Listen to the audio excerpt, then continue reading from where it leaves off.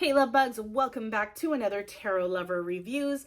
Today we are taking a look at the Relative Tarot created by Carrie Paris. Now, if you've heard of this tarot deck or you did not know this tarot deck even existed, hopefully this review and the flip through that comes afterwards helps you to decide on whether or not this tarot deck is right for you. Now, if you want to go straight to the flip through, I don't blame you. Take a look at my description. I break down all of the suits into chapters to make it a lot easier for you to locate where you want to start in the flip through. But right now we are going to talk about the packaging. We're going to talk about the guidebook. We're going to talk about all things the cards, card stock, size, backings, imageries, naming conventions, all of the things. So if you are interested in the details, stick around. Otherwise, feel free to head over to the flip through. But first things first, let's talk about the packaging. So here is the front of the box. And you'll notice how this box is a little bit bigger, and that's mainly because of the guidebook being a little bit larger. And I'll show you that in a moment. But that's the back, and then the box opens like so. So you have the metal clasp right here to keep the box closed so that your cards won't fly out. But this is the interior of the box, okay, with the ribbon so that you can pull your cards out, which I always enjoy doing. I don't know if that's just a me thing. I mean, sometimes I don't mind just kind of like turning it over to grab the cards as they slip out, but it's nice to be able to just pull this tab so you can easily get your cards out of the box. So I love that. But yeah, that is the box. Oh, I will mention it is a very thick box, which I appreciate because I know that my cards will be well protected should they stay within the box, which I do like keeping it in the box because it looks like a book, right? A novel. And just so that you are aware, the publisher is, I think it's Wiser Books. That is the publisher. So if you want to take a look at their website to see what other tarot decks they might have. I don't think I have any other tarot decks from this particular publisher. So I don't know if they have anything else, but I mean, it definitely is worth a look if you're interested. So that is the packaging. Now, let's go ahead and talk about the guidebook. So this is what the guidebook looks like. I absolutely love this card. The universe card is absolutely beautiful. And this is the back. You can kind of get an idea of the backing here because that's what you'll see on the backs of the cards, and I'll show you in a bit. But here is the book. Now, the guidebook is not really a guidebook. A bit of a background on this particular tarot deck.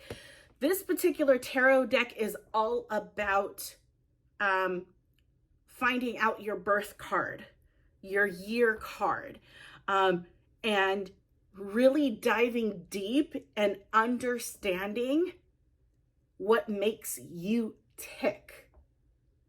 That is what kind of gravitated me towards this tarot deck because it was different.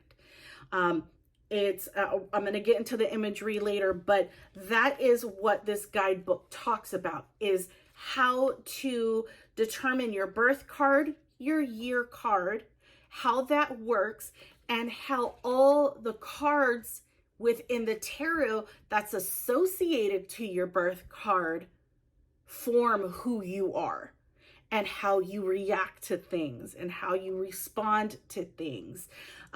It is such a fascinating way to be able to read tarot. So that is what the guidebook is. So you will not find definitions, keywords, or anything like that within this guidebook because that is not what this guidebook is for. So in a sense, this deck does not come with a guidebook that gives you key words, key definitions for each of the cards. So I want to make that known. But that's kind of why the the box is a little bit bigger, is because the book's bigger because of the fact that they're breaking stuff down and making it a lot easier. But on a side note, as you guys could see, the cards are in color, which is fantastic. I like when things are in color. I like to be able to see what they look like within the book. Yes, I can look at it at the cards themselves, but when I'm trying to read the book, it's always wonderful when I can see the cards in full color. So that's the guidebook. Next thing that I want to talk about are the cards. So this is what the backs of the cards look like. Okay. It's like a very well, it's not textured for sure. It is flat matte. It's not super matte. You still kind of get that gloss feel to it, but it's not slippery whatsoever. But it's the way that the design looks kind of makes it look textured. But yeah, that's what the backs of the cards looks like. It is a standard tarot card size. So just so you guys have an idea, I have a Rider-Waite-Smith tarot card. Oh, actually, I take that back. It is not standard tarot size. They are a tad bit bigger. For some reason, I was thinking that it was exactly the same, but the cards are a bit bigger. Evenly proportioned, so they are wide, maybe by a centimeter by the looks of it, but I didn't even notice that it was bigger. So I don't think you'll notice that much of a difference when you're shuffling your cards, when you're handling these particular cards. I don't think you're going to notice too much of a difference, but the cards are bigger than your average tarot card. Let's talk about the edges, because I want to make sure that I get this in there in the beginning. This is the edges. So gold edging, super shiny. There are some scuffle marks because I do use this tarot deck. So yeah, there's going to be some scuffle marks up in here.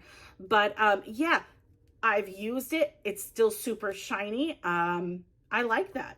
I don't have any problems whatsoever with the gold edging. They don't get on my fingers, because I have noticed that some tarot decks that have like this gilding, I think it is, or yeah, gilding, it rubs off on my fingers when I use the deck, and that's disappointing. This doesn't happen. So that's the edges.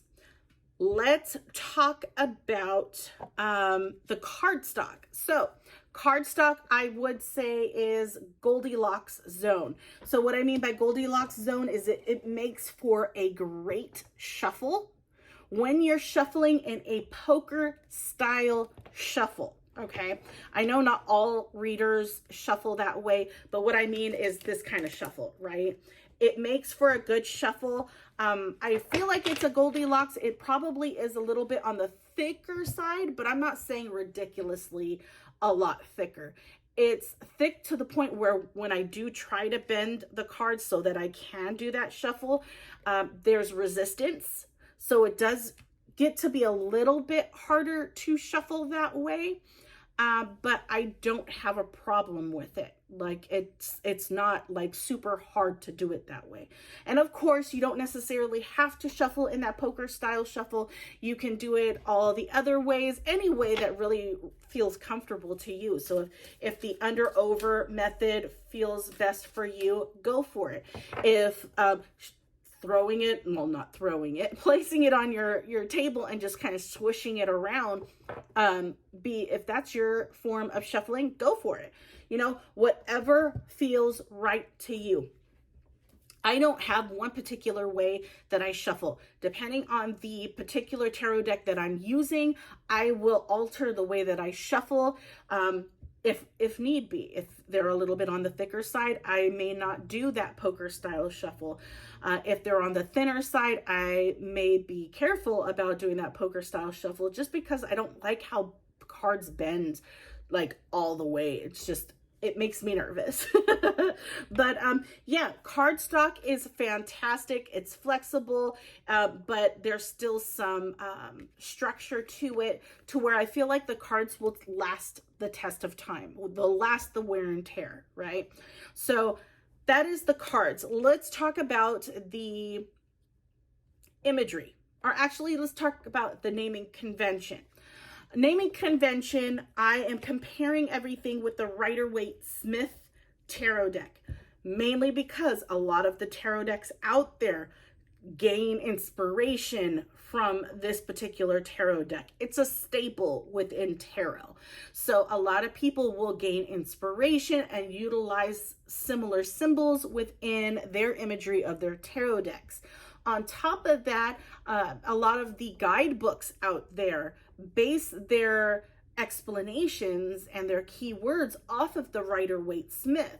So it's always helpful to know whether or not you can use a guidebook out there that might reference images from the Rider-Waite-Smith with your tarot deck that's not Rider-Waite-Smith.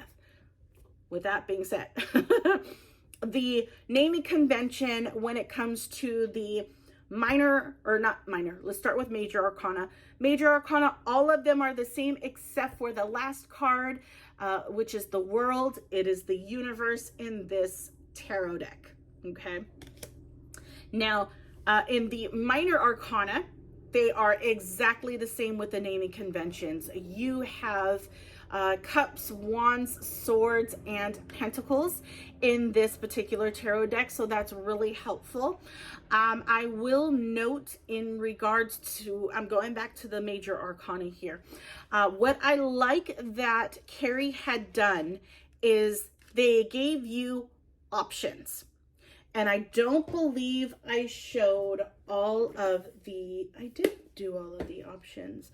I wonder where the other one is. So what I'm talking about, and I shouldn't have shuffled this deck just yet, because now I am wondering if I probably did miss it in the major arcana. So if you watch the major arcana video of the flip through, you may not see it, but I'm going to show you that right now if I can get to it fast enough.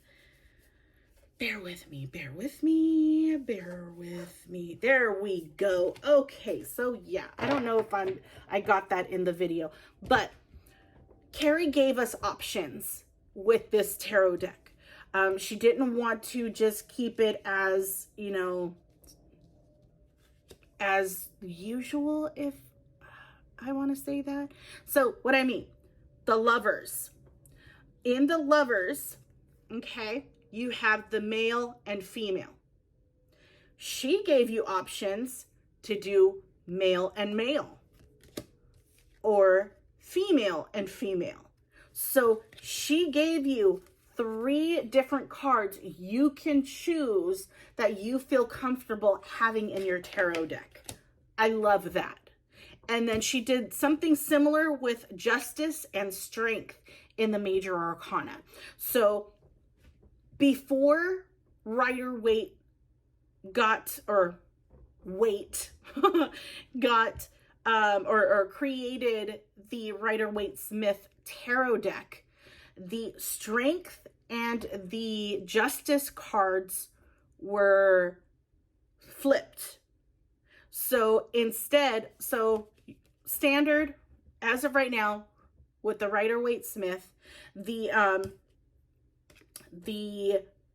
strength card is 8, right? And justice is 11, right? That is the standard. But before the Rider-Waite-Smith deck was created, it was the other way around.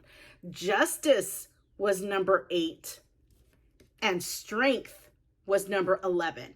So she gives you options on which you want to utilize. And that's probably another reason why they did not create a guidebook, mainly because some of the cards could be, you know, switched, flipped out, what have you. So I like this. Again, it is something that I did not know, and it was an interesting piece of information to obtain. And yeah, so I love this idea that she gives us when it comes to the naming conventions and choosing the cards that we feel work best for us. So that's the main things that I wanted to bring up in regards to the naming conventions and especially the major arcana cards.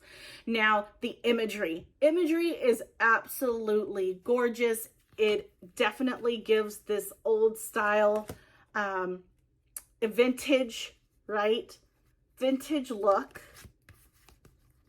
And what is fantastic is that when she was creating this tarot deck, she looked to her Facebook group, I believe, and the Facebook group provided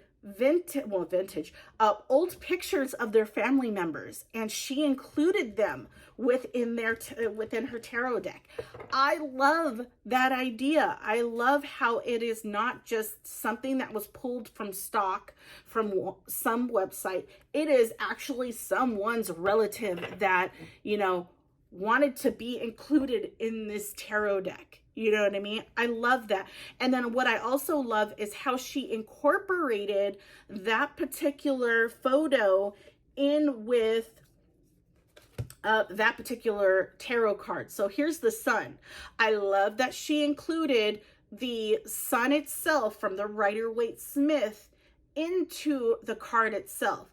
So you still get that Rider-Waite-Smith imagery, but the people in the card that it represents is the focal point to each of the cards.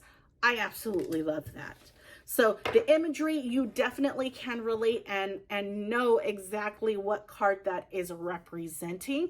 There may be a couple that you might have to think about in order to get it, but for the most part, it is beautiful.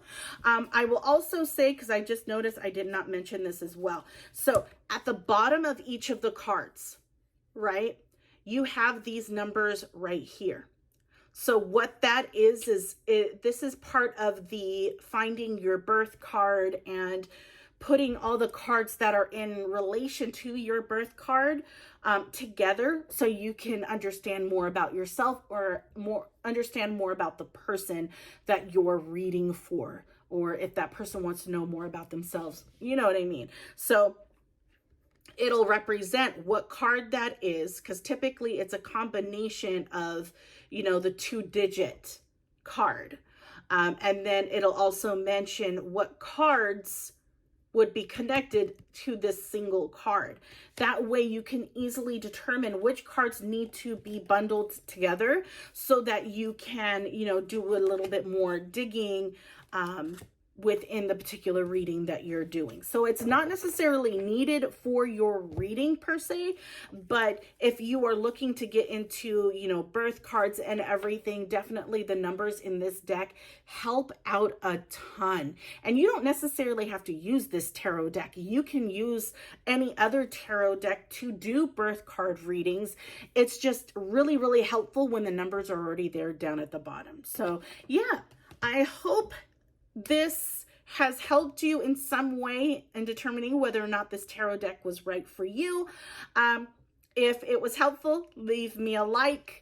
And if you have some time, feel free to take a look at my channel to see if there's any other tarot decks you might be interested in taking a look at that I've reviewed. If I have not reviewed a tarot deck that you're interested in, comment below and let me know what that tarot deck is. Chances are I may have it because there's still so many tarot decks I have to review that I have. So if I don't have it, I will look into it and hopefully do a review on it. But yeah, without further ado, here comes the flip through. Enjoy, and I'll talk to you guys later. Bye.